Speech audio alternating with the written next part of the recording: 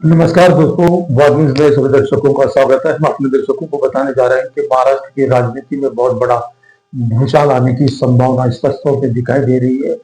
जिस तरह से एकनाथ शिंदे शिवसेना गठ के लोगों को निशाना बना जाए, संतोष बांगर के घर में जिस तरह से पुलिस का छापा पड़ा है, उसके बाद शिवसेना एकनाथ शिंदे के 25 विधायकों को देवेंद्र फडणवीस द्वारा तोड़ने का प्रयास किया जा रहा है। भाजपा जिस तरह से एकनाथ शिंदे के विधायकों को तोड़ने का प्रयास कर रही है, उससे तिल मिला गए एकनाथ शिंदे ने स्पष्ट तौर पर कहा कि अब यहाँ हम लंका लगा देंगे।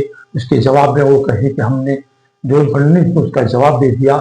यानी एकनाथ शिंदे और देवेंद्र फडणवीस में जिस तरह से तनाव बढ़ता जा रहा है, उसका खामियाजा केंद्र की सरकार यानी मोदी सरकार को भी भुगतना पड़ सकता है। यानी किसी भी समय कुछ भी हो सकता है, ये संभावना स्पष्ट तौर पे दिखाई दे रही है। एकनाथ शिंदे चाहते हैं कि अब इंडिया से बाहर पड़कर इंडिया गठबंधन का दामन थाम ले। ऐसी भी संभावना तलाई जा रही है कि एकनाथ शिंदे शरद पवार के संपर्क में है और वो महागठबंधन में शामिल होने की संभावना जताई जा रही है।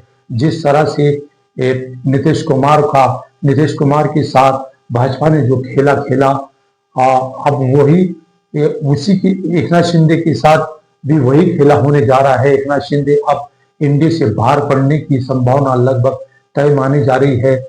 दादा भुसे कैबिनेट मंत्री हैं, उन्होंने स्पष्ट तौर पे कहा कि हम एकनाथ शिंदे भविष्य में मुख्यमंत्री पद पर शपथ ले सकते हैं। एक कैबिनेट मंत्री के बयान से भाजपा में हड़कंप मच गया है। यानी महाराष्ट्र की सरकार किसी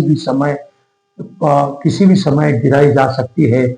अजीत पवार की भूमिका अब तक स्पष्ट तौर पर दिखाई नहीं दे रही है, लेकिन शरद पवार एक मांझे हुए खिलाड़ी हैं।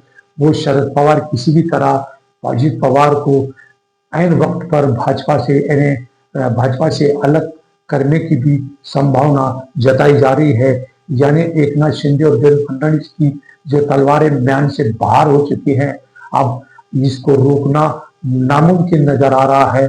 कि वैसे भाजपा के पास टोटल 130 विधायक हैं, केवल उन्हें 10 से 15 विधायकों की आवश्यकता है।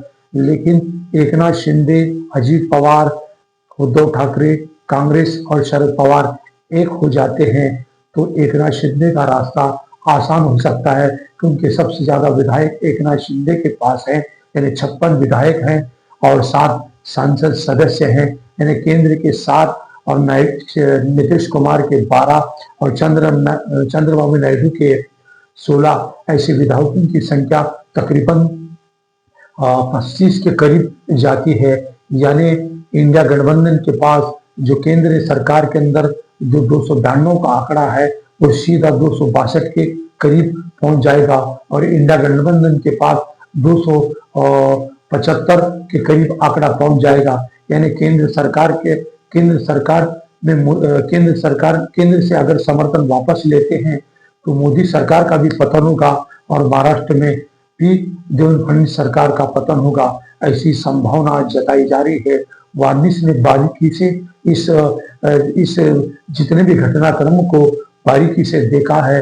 वार्निश का खुलासा है कि महाराष्ट्र के अंदर किसी भी समय सरकार का पतन होगा। देखते रहिए। धन्यवाद।